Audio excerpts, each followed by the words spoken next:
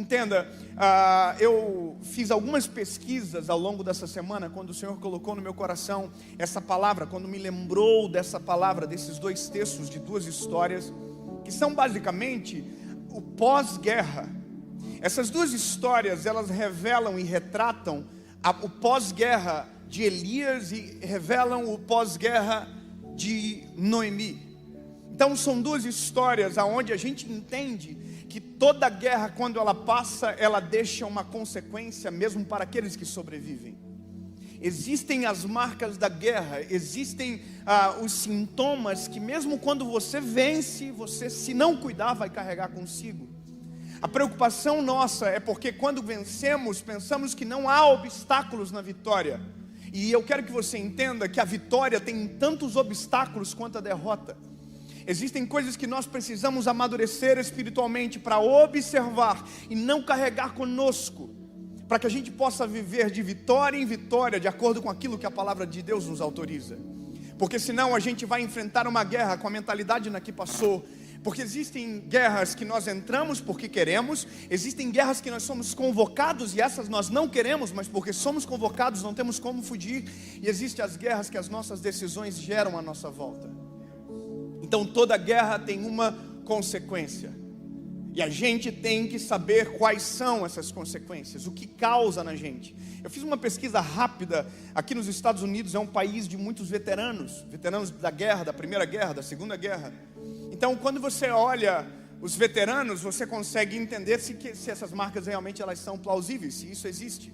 E uma pesquisa rápida que eu fiz, no mesmo website que o Léo utiliza para as histórias dele, eu encontrei algumas informações. Foi feito um estudo em 18 mil soldados que foram veteranos, são veteranos da Primeira Guerra do Vietnã. Dos 18 mil soldados analisados pela Universidade de Nova York em 1980, chegou-se à conclusão que a cada 4, tem problemas psicossomáticos causados da guerra.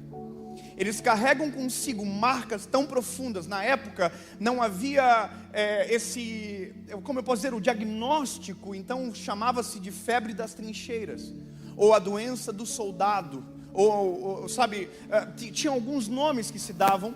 Mas quando a Associação de Psiquiatria Americana começou a fazer os estudos, na década de 80, então chegaram a uma conclusão: existe o transtorno pós-traumático. E eu quero falar para você que isso é muito real. Nós estamos vivendo em um tempo onde nós estamos enfrentando batalhas diárias. Nós acabamos de passar 2 anos de uma grande batalha, que não foi só a sua casa que travou. O mundo inteiro travou a mesma batalha. A batalha contra um vírus, que muita gente teve perda, muita gente perdeu pessoas da família. E se você observar as pessoas, elas ainda estão condicionadas mentalmente. Não vou dizer todas, mas ainda estão morrendo de medo. Eu confesso para você que eu já estou de boa, irmão. Eu estou de boa, já estou lambendo corrimão, já estou... Mas isso sou eu. Tem pessoas que ainda não conseguiram sair de casa. Eu estava voltando para os Estados Unidos agora, eu tive que ir ao Brasil, e sentou um senhor do meu lado e ele falou: é a primeira vez que eu viajo hoje. Irmão, eu fui a viagem toda com medo de espirrar no lado do homem. Porque se eu espirro no lado do homem, o homem morre, irmão. Ele falou: pronto. E aí ele começou a falar comigo: a máscara não dura mais de 3 horas a sua eficácia. Nós estamos tudo de máscara. Ele: a máscara não dura. Portanto, se tiver alguém com Covid nesse voo, todos nós estaremos com Covid quando o avião pousar. Irmão, eu comecei a passar álcool nas coisas. Porque ele também estava passando. Eu falei: vou ajudar esse homem, passa álcool, limpa o avião. Irmão, eu já estava quase lá na gala, limpando a comissária, limpando o piloto. Estava todo mundo limpinho. Porque olha que loucura. Quando você anda com alguém que tem marcas, se você não cuidar, você absorve os medos que ela carrega. Se você não cuidar, você começa a se tornar o reflexo dela. E a gente tem que fazer que as pessoas reflitam a ousadia do Espírito de Deus que há em nós. Eu fui com meus pais aqui no parque. A gente foi no Animal Kingdom. E eu nunca tinha ido, eu fiquei, uau, que top. E aí a gente foi naquele... Para vocês é normal, irmão, pra gente... Fomos lá e a gente foi naquele safari. Irmão, a gente sentou no caminhãozinho, quem já foi sabe o que eu estou falando, tem um caminhãozinho top. E nós estamos todos sentados, vamos ver os bichinhos, tá? Eu, papai, mamãe, Paula, João, família toda. Toda a família Buscapé. Irmão, tinha uma família na frente. E aconteceu uma coisa. A minha mãe tossiu.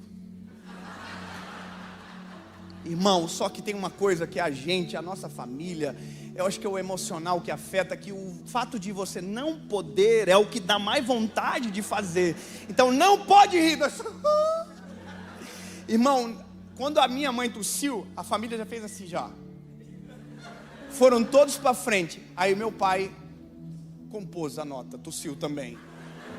E aí o cara olhou para trás com uma cara assim, seus monstros, o que vocês estão fazendo aqui? E aí, irmão, eu tossi. E todos tossimos. E foi uma viagem de muita tosse. Eu já estava, Senhor, sangue de Jesus tem poder. Ninguém está doente, irmão. Ninguém está com Covid, mas estava com tosse. Eu vou fazer o quê? Irmão, o pessoal foi se esquivando. Colocaram máscara, colocaram jaqueta na cabeça, se tamparam tudo. E a mulher fazia assim com a cabeça, com cada tosse. E eu não vi uma girafa. Eu só vi a mulher fazendo assim com a cabeça, irmão. Eu fiquei nervoso. Eu vou ter que voltar lá para ver os bichos, porque eu não consegui ver, eu fiquei nervoso. Irmão, concluindo o negócio, quando nós saímos que o carrinho parou, a família da frente fez assim, ó, e saiu correndo. E aí, nós, meu Deus. Irmão, aí a gente está passando, tá a mulher em prantos, em crise de choro. E o marido abraçando ela, tipo, vai ficar tudo bem, querida. Aqueles monstros lá, vai ficar tudo bem. Naquele dia, aquilo me marcou tanto. Porque a gente tem as nossas histórias, mas a gente não conhece a história do outro. Alguém vai dizer, olha que fraqueza, como assim que nós podemos ter coragem de dizer? E se ela perdeu uma mãe? E se ela perdeu um pai? E se ela teve uma perda? E se aquilo desencadeou uma síndrome do pânico? A gente não sabe. Então o fato de termos coragem não nos dá direito de chamar os medrosos de covardes. Entende? Quando nós absorvemos essa postura de empatia, de compreender a dor do outro, nós conseguimos de maneira efetiva ser o remédio que a nossa geração precisa. Quando nós olhamos para... Aleluia! Quando nós entendemos isso, que guerras deixam marcas. E eu vou provar para você pela palavra, eu tenho pouco tempo. E eu quero provar. Não preciso provar, mas você quer. Você quer. A gente precisa. Porque a gente está saindo de uma guerra, e a gente já entrou em outra. E amanhã tem outra, e tem os boletos tudo esperando, vem, e cada dia é uma batalha diferente. Olha só. Nós demos um texto de um pós-guerra, de dois. O primeiro é de Elias. E se você conhece a história de Elias, você entende que o que ele viveu é muito exitoso. Elias não perdeu uma batalha. Elias, pelo contrário, ganhou uma grande batalha.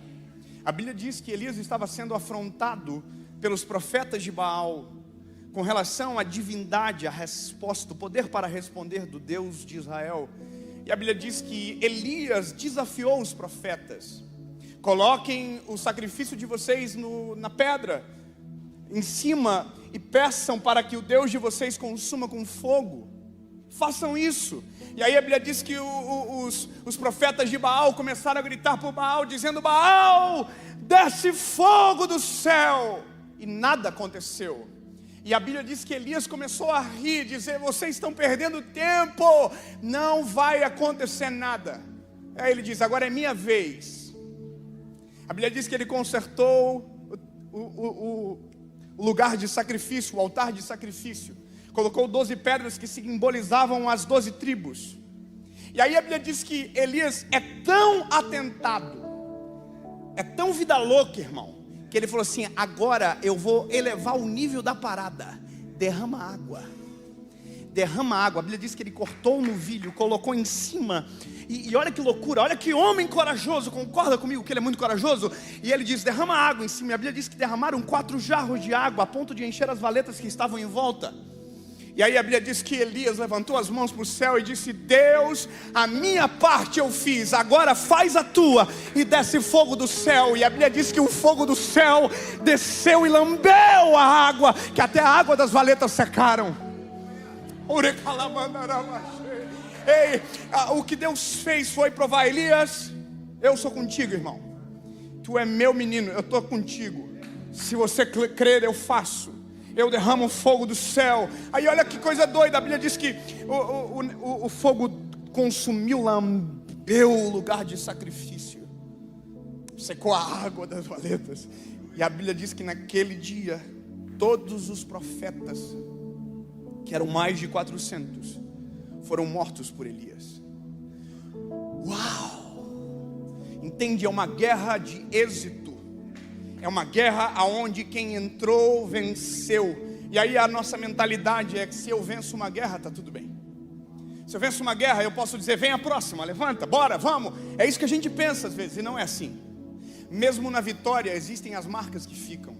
Existem cicatrizes que precisam ser observadas. Existem os traumas que são deixados ao longo da caminhada. Entenda, um homem corajoso, poderoso na batalha, que confia no Deus de Israel, recebe uma notícia. Ah, irmão, isso aqui é sinistro. A Jezabel ficou sabendo o que ele havia feito e mandou um bilhetinho para ele. O Elias, nas próximas 24 horas, eu vou matar você. A nossa concepção é, irmão, quem Jezabel pensa que é?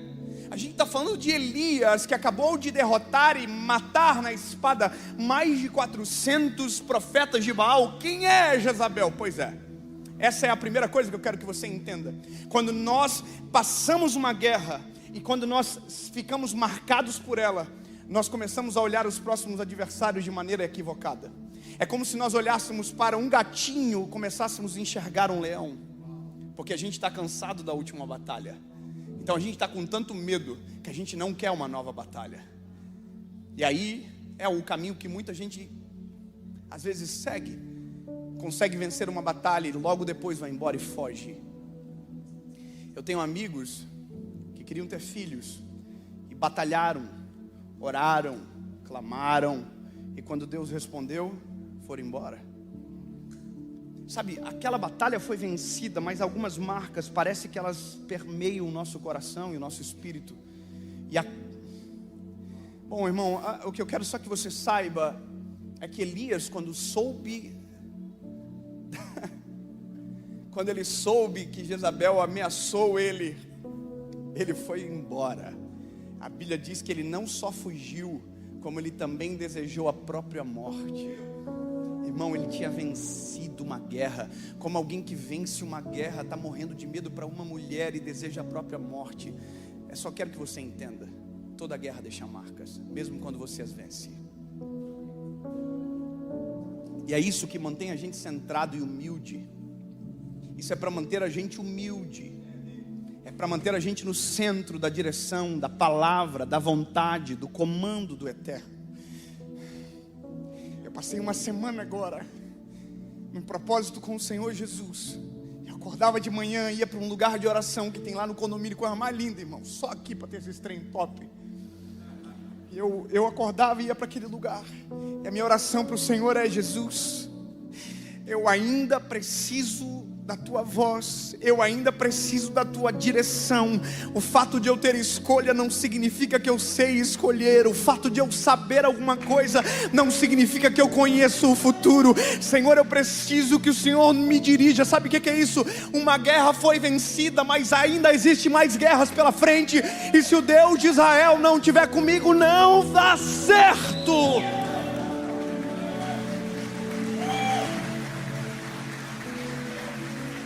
Quando nós entendemos que não foi nós que vencemos a guerra, mas é o Deus que está conosco, que fez a guerra ser vencida, a gente fica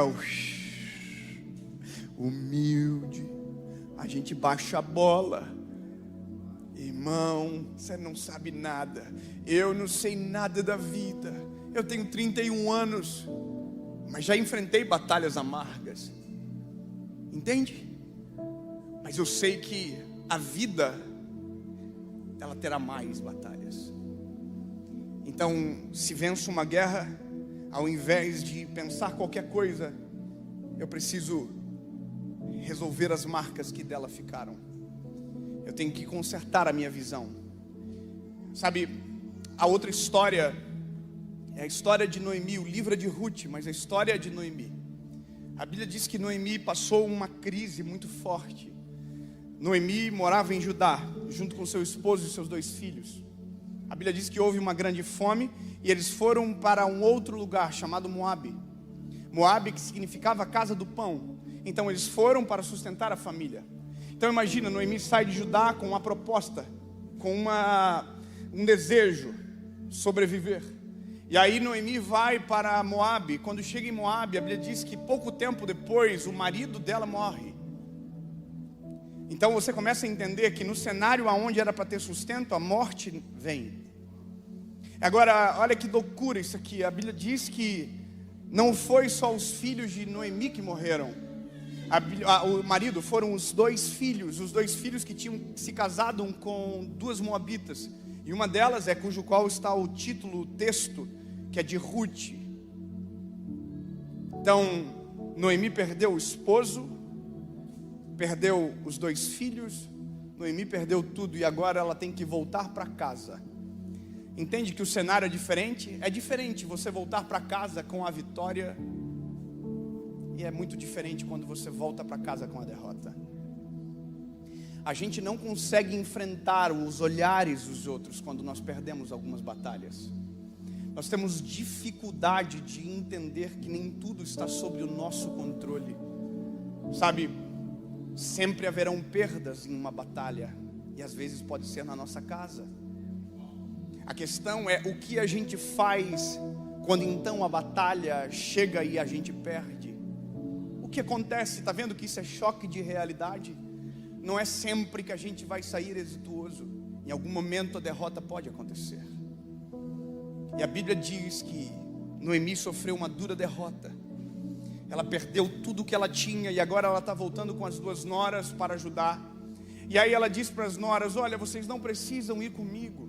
Vocês devem ficar, porque o que vocês querem com uma mulher como eu, que não tem ninguém por mim, vocês podem casar novamente, vocês são jovens, sabe, me deixem. E a Bíblia diz que elas choravam em alta voz. E aí Noemi repete de novo: olha, vocês podem ir embora. E aí uma foi embora, Orfá foi embora. E ficou uma menina chamada Ruth.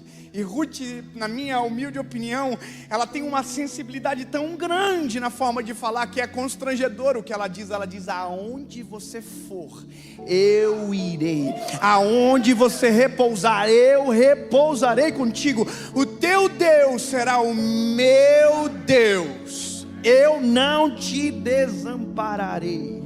Eu quero que você compreenda a importância da comunhão. Isso que eu estou te dizendo. É por isso que a igreja ela é tão eficaz no mundo espiritual. Porque nós precisaremos em algum momento da vida que Deus coloque uma Ruth do nosso lado, para pegar a nossa mão e dizer assim: ei bebê, não vai desistir não. Perdeu uma, mas nós vamos para cima para ganhar a próxima. Sabe, nós vamos estar junto. Você não vai ficar para trás. Eu não vou te deixar sozinho. Pega na mão de quem está do teu lado. Pega na mão de quem está do teu lado. Eu quero que você fale uma coisa olhando na baga dos olhos dele. Fala assim, ó: eu consigo sozinho. Diz aí, diz aí. Agora sacode ele e diz: mas juntos a gente vai mais longe. Aleluia.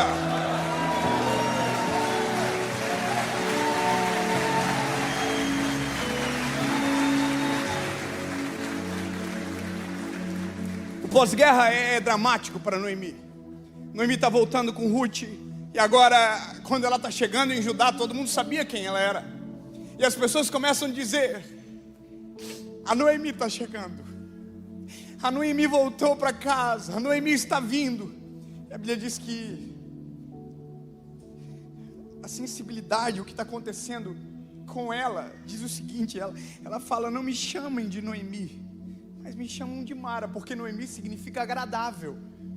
Ela não se sente mais alguém agradável. Meu lindo, sabe o que é isso? As batalhas deturpam a nossa visão de Deus sobre nós e a nossa visão sobre Deus. Ela destrói a nossa visão. Então agora ela olha para ela e ela não sabe mais quem ela é. As guerras destroem muitas das vezes a nossa identidade. Nós começamos a esquecer quem somos só pelo fato de que uma coisa não deu certo. A gente exclui todas as demais. E nem tudo vai dar certo, bebê. Noemi diz: não me chamem de Noemi, porque eu não sou mais agradável. Eu era agradável antes de sair de Judá, mas agora voltando de Moabe, eu sou Mara, eu sou amarga. Eu li esse texto algumas vezes antes de pregar. Eu já utilizei ele para uma mensagem há dias atrás. Que incrível como Deus ele vai semeando no nosso coração as direções, e a gente vai pedindo para que o Senhor Jesus confirme as coisas. Eu confesso para você, eu não sou louco de pregar sem uma direção clara do Senhor. Não é sobre aquilo que a gente sabe, é sobre aquilo que Deus quer conversar com a sua igreja. Sabe, eu estava com essa palavra queimando no meu coração. Eu estava voltando para o Brasil, eu entrei dentro do avião, já tinha acontecido o cenário do parque. Eu entrei dentro do avião e quando eu chego no Brasil, eu abro o meu telefone e tem uma mensagem de um amigo meu. E meu amigo diz na mensagem: David, eu quero suicidar. Não tem mais esperança para mim, eu estou buscando os meios já para fazer. Eu já vi toda a parte de seguro que vai ficar para minha esposa. Tem um seguro que se eu suicidar ela vai conseguir igual. Eu vou acabar com a minha vida hoje. Irmão, na cabeça dele eu estava nos Estados Unidos. Na cabeça dele ele pensou: vou falar para o único que está longe, que não pode fazer nada. Eu tinha acabado de pousar no Rio Grande do Sul. Eu tinha acabado de pousar em Porto Alegre. Sabe onde ele mora? Ele mora no Rio Grande do Sul. Ele mora perto de Porto Alegre. E aí ele me manda essa mensagem, irmão, falando tudo isso. Eu pego o telefone e ligo: oi, lindo, tudo bem? O que está acontecendo? Aí ele começa a contar as batalhas que ele perdeu. Eu perdi essa batalha, eu estou para falir. Ele começou a contar as histórias dele. E eu comecei a dizer: Deus, eu estou entendendo. Eu estou entendendo. A palavra já está preparada. E agora eu estou no lugar certo, na hora certa, no lugar ideal para pregar e começar a viver essa palavra. Aí eu falo para ele assim: posso te dizer onde eu estou? Ele falou: pode. Eu estou no Rio Grande do Sul, indo para Gramado agora para pregar numa conferência. Eu não sei como tu vai fazer. Eu dou a tua entrada, mas você tem que pegar o carro agora, colocar a tua família dentro e vai para a conferência. Ele falou: não acredito que você está aqui. Eu não só estou aqui, como estou chegando perto de você. Bora, vai para a conferência. Irmão, ele entrou na conferência arrebentado, sentou atrás de mim.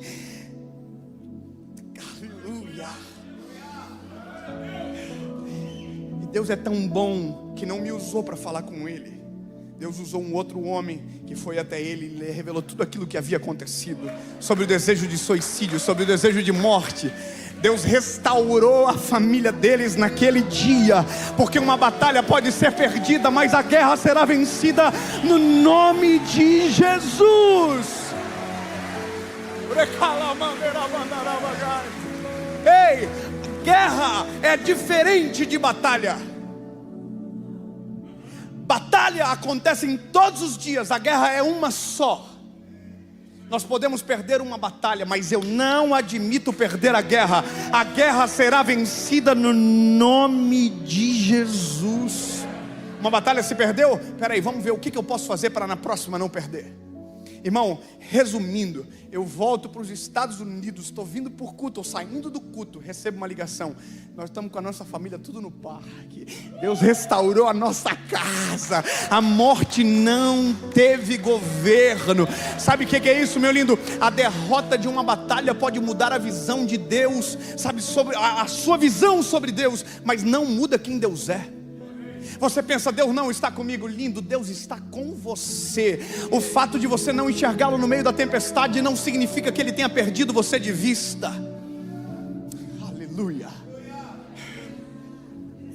Aí eu termino, porque agora deu. Normalmente alguém sempre faz assim, nossa. Tudo que é combinado dá certo, a gente não combinou, eu entendo.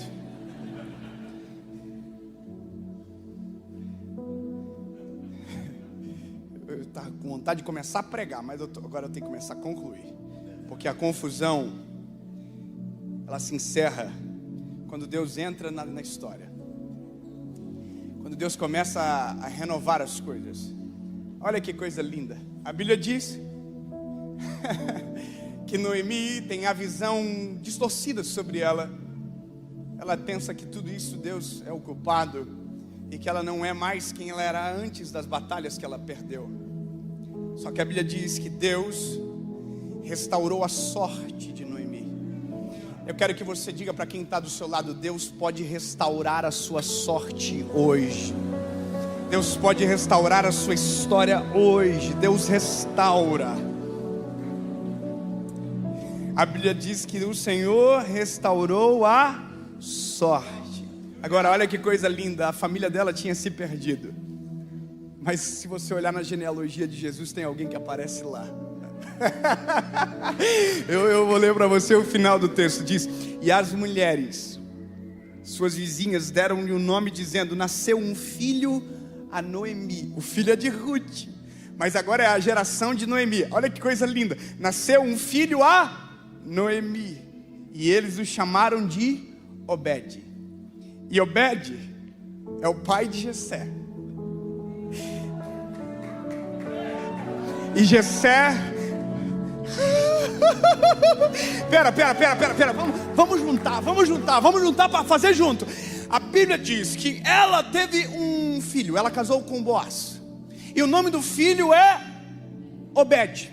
Obed teve um filho, e o filho é Jessé. Jessé teve vários filhos, mas um deles é Davi. E o Deus que você serve é da raiz de Davi. Sabe o que é isso? Deus mudou. Celebra, pelo amor de Deus. Deus não muda só você, Ele muda a sua geração. A gente tem que entender que quando Deus age, Deus não age por mim, Deus não age por você, Deus age por nós. O que Deus fez na minha casa é para nossas famílias. E sabe qual que é a loucura de tudo?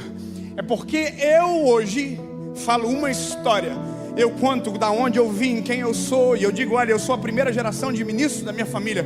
Mas um dia o meu filho vai dizer diferente. Ele vai dizer: não, eu sou a segunda geração de ministros. E aí pode vir o meu neto. Entende? O que Deus faz impacta gerações. Você pode ter perdido uma batalha, mas a guerra não será perdida. Eu preciso terminar. Aí a Bíblia diz do Elias. Eu tenho que voltar para o Elias, que o Elias está dentro de uma caverna. Ele está escondido. Eu vou morrer. Ele está escondido, esperando a Jezabel encontrar ele. Mas não foi a Jezabel que encontrou ele. Quem encontrou Elias, quem encontrou Elias foi o Deus de Israel. A Bíblia diz que o Senhor entrou na caverna e disse: Elias, levanta, sacode a poeira, sai de dentro da caverna, que o que eu tenho para ti é grande demais. Vai, levanta, sai daí. Perdeu, não perdeu, meu lindo. Fica de pé, levanta. Agora, pega essa aqui, irmão. Só para nós terminar assim. Então são 12 mil pessoas acompanhando online agora, irmão. Glórias ao nome de Jesus. Escute. A Jezabel falou um negócio, tadinha, André. A Jezabel é muito louca. A Jezabel mandou dizer para Elias que ia matar Elias em 24 horas. Mas 24 horas já faz que Elias está escondido na caverna. Vou te contar um negócio. Passaram-se 24 horas. O que Jezabel tinha falado? Antes de 24 horas, Elias será morto. Então pega essa, passou 24 horas e a palavra de Jezabel não se cumpriu. Elias não morreu. Vamos fazer o seguinte, para você nunca mais esquecer isso. Eu vou falar quanto tempo passou e você diz: Elias não morreu. Só para nós gravar. Amém, amém, amém? Então bora, passou 24 horas. Então a palavra de Jezabel não tem poder sobre a vida de Elias. Então as circunstâncias não têm poder sobre você. Então as pesquisas, o que dizem, não tem poder sobre a sua casa. Só para eu entender, o que eu quero que você entenda é: os inimigos não têm poder sobre você. Passou 48 horas. Passou 72 horas. Passou um mês. E vai passar a vida inteira, porque Elias nunca morreu. A Bíblia diz que ele foi transladado aos céus. A palavra de Jezabel nunca se cumpriu. Ei, grava. A única palavra que tem poder sobre você é a do general. É a palavra do Senhor Deus. Nenhum mal sobrevirá sobre a tua casa. Maior é o que está conosco do que aquele que está no mundo, diz o Senhor. Eu quero terminar essa manhã fazendo o que eu nasci para fazer. Eu brinco que não é minha praia pregar, mas é verdade, eu sou um evangelista. Eu nasci para o final da palavra. Eu quero te fazer uma pergunta aqui essa manhã. Eu não sei de onde você veio, eu não sei quanto tempo você está nessa igreja, eu não sei nem se talvez seja a tua primeira vez aqui, tanto para você que está na sua casa. Mas existe uma coisa que muda todos os cenários, que é quando o general assume o posto de comando. Quando nós estamos no comando, a gente está sujeito às falhas da nossa visão. Agora, quando o Senhor Deus está no comando, Ele conhece o futuro. As melhores estratégias estão nas mãos do nosso general. Meu lindo, eu não sei como você chegou aqui, mas se você nunca tomou a decisão de entregar a sua vida a Jesus, está na hora de você tomar a decisão mais importante da sua história, de reconhecer Jesus como teu único, legítimo e suficiente Salvador. Ele é o teu general. Meu lindo, talvez a batalha foi tão difícil que você abandonou tudo e falou: eu não quero mais esse negócio. Oh, lindo, Jesus te pegou. Está na hora de você voltar para casa. Está na hora de você reconhecer: tu és o meu general. Senhor, eu errei, estou voltando arrependido. Eu quero ser teu para sempre. Tu és o meu único, legítimo, suficiente Salvador. E lindo, vai acontecer um negócio. Quando você sair lá fora, a vida vai virar um mar de rosa. A Disney vai ser a realidade. Todos foram felizes para sempre. Não, não, não. A vida segue no mesmo ritmo, só que agora com outra perspectiva de visão. Se antes você via a vida aqui, agora você vai ver a vida assim. Porque quem tem Jesus tem visão. Quem tem Jesus tem paz no caos. Quem tem Jesus vence batalhas, vence a guerra. Quem tem Jesus consegue, entendeu? É só isso que eu quero que você saiba. Se você quer tomar essa decisão, eu vou fazer diferente. Eu quero que você levante a mão. Se você quer tomar essa decisão, eu vou contar até 3. Você vai levantar a sua mão e a gente vai orar por você. Então, meu lindo, não deixa para amanhã. A dieta você deixa para amanhã, mas a salvação tem que resolver agora. Aleluia. 1, 2, bom inglês. 1, 2, 3. Levanta a mão, você que está tomando essa decisão, voltando para Jesus ou reconhecendo Ele como seu Salvador. Aonde você estiver, levante a mão bem alto. Sai do seu lugar e venha para frente. Você que está tomando essa decisão, vem. Vem, vamos fechar a frente aqui hoje. Vem. Está na hora de você reconhecer Jesus como teu Salvador. Vem. Vem.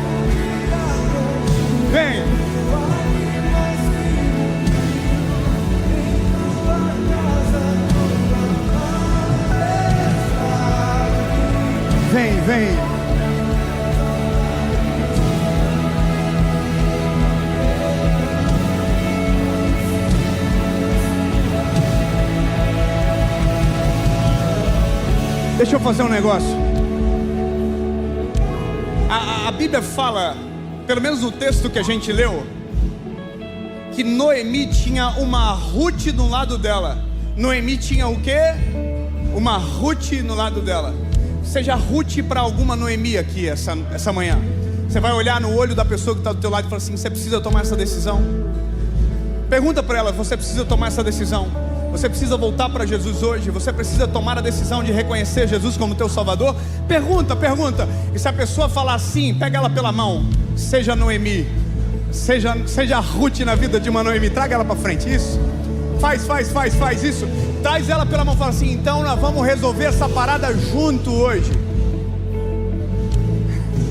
Estou esperando você, seja isso. Aleluia. Aleluia. Vem.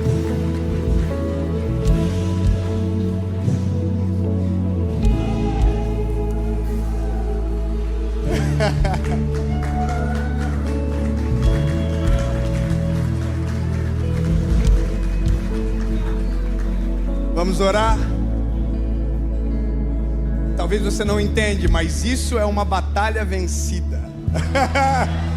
E talvez você nem entende o que está acontecendo, mas essa batalha não foi vencida só com você aqui na frente. Não, um joelho se levanta que estava dobrado por algum de vocês.